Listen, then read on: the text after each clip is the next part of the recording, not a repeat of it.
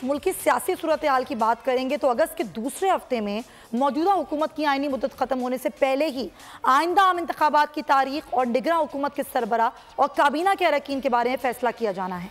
आइन के तहत अगर कौमी असम्बली अपनी मुद्दत पूरी कर लेती है तो 60 रोज़ के अंदर इंतखाबात कराए जाते हैं, लेकिन अगर असम्बली वक्त से पहले एक दिन पहले भी तहरीर हो जाए तो निगरां हुकूमत को इंतखाबात कराने के लिए 90 रोज़ का वक्त मिलेगा। मिसाल के तौर पर अगर 1 जुलाई को असम्बली की मुद्दत ख़त्म हो रही है और वो 29 जून को तहरीर हो जाए तो 90 रोज़ के अंदर अंदर इलेक्शंस करवाने होंगे।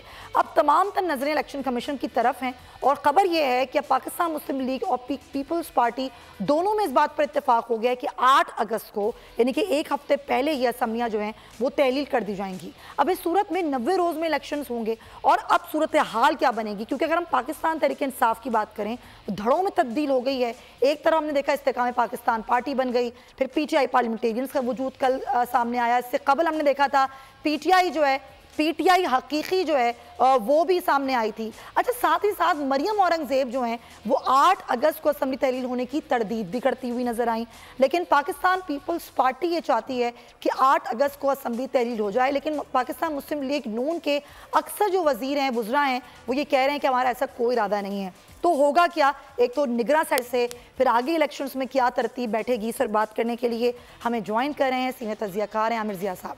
अस्सलाम वालेकुम आमिर साहब। जी वालेकुम सलाम। आमिर साहब, आपका तज्ज़िया क्या कहता है? आप 8 अगस्त को और 14 अगस्त को असम्बली तहलील होनी है, लेकिन आगे का सियासी मंजरनामा क्या बनेगा? ये इतना जमे गफीर लग गया है पार्टियों का, किस तरह देखते हैं आप आगे की हुकूमतों को? इसमें ये पहली बात हुई कि इंतखाबात 90 रोज में हुए या 60 रोज में कोई फर्क नहीं पड़ता। बिल्कुल उसी तरह कि असेंबली 8 को टूटे या 10 को टूटे 11 को टूटे, फर्क नहीं इतना पड़ेगा उससे ना। लेकिन जो आपका ज्यादा अहम सवाल है वो यही कि जी आगे का मंजरनामा क्या है। आपने बड़ा अच्छा लफ्ज इस्तेमाल किया कि जंबे गफीर है। हमारे यहाँ इलेक्शन कमीशन ऑफ पाकिस्तान के पास जो मुझे याद पड़ता है 168 जो है रजिस्टर्ड पॉलिटिकल पार्टीज हैं, जो मैंने आखिरी बार जब पढ़ा था। तो उसमें आप 2-4 को और इजाफा कर लें तो 170 हो जाएंगी या 170 प्लस हो जाएंगी। जी। तो पाकिस्तान जैसे मुल्क के लिए बहुत ज्यादा बड़ी तादाद है। और सबसे अक्सर सियासी जमातें वो हैं कि जिनकी कोई वोटर्स में फॉलोइंग नहीं है, वो टांगा पार्टीज हैं या बहुत ही छोटी मुख्तसर रीजनल पार्टीज हैं। बिल्कुल। तो उसमें आप कहते हैं पार्टीज बनाते चले जाएं। और एक और बात नोट करने की है कि पाकिस्तान में वफाकी पार्टियां जो हैं PTI के टूट फूट के बाद जो नजर आ रहा है कि पहले के जमाने में पीपल्स पार्टी होती थी जिसको कहते थे जी चारों सूबों की जंजीर है, और उसकी जो फॉलोइंग होती थी वो कराची तक खैबर हर लसानी गिरोह में होती थी। अब पीपल्स पार्टी के पास उनके कहते हैं ना कि ऐसे लोग तो हैं कि जिनकी जो नुमाइंदगी करते हैं मुख्तलिफ सूबों की, लेकिन आम वोटर्स की सपोर्ट उस तरह की नहीं है जो एक जमाने में बेनजीर साहिबा के जमाने में होती थी। अब कोई 2023 के इलेक्शन में कोई कारनामा अंजाम दे दे तो एक अलग बात है। अभी तक उनका जो मरकज है सियासत का वो सिंध में ज्यादा उनका गढ़ है।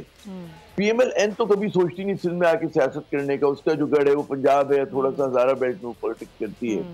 अब जो PTI के धड़े बने हैं 2, IPP बना है और पार्लियामेंटेरियन बना है। तो पार्लियामेंटेरियन आपको पता है कि KP की जमात होगी, अगर होगी वो, अगर जमात बनती है मजबूत। और जो बिल्कुल आप दुरुस्त फरमा रहे हैं आमिर साहब। मुल्क मुस्तहकम मईशत की तरफ गामजन, स्टॉक एक्सचेंज भी मुस्बत रुख दिखाने लगा। मईशत की सूरत हाल बेहतरी की तरफ जा रही है।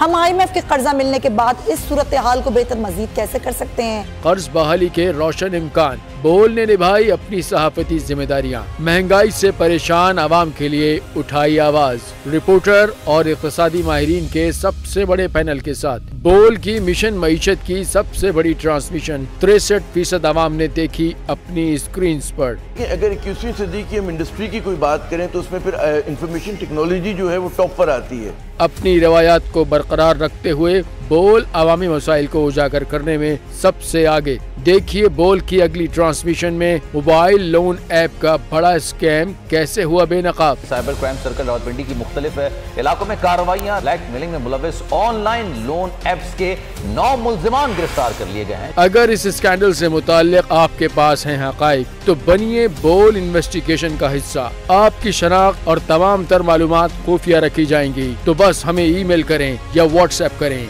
0337 0310 377।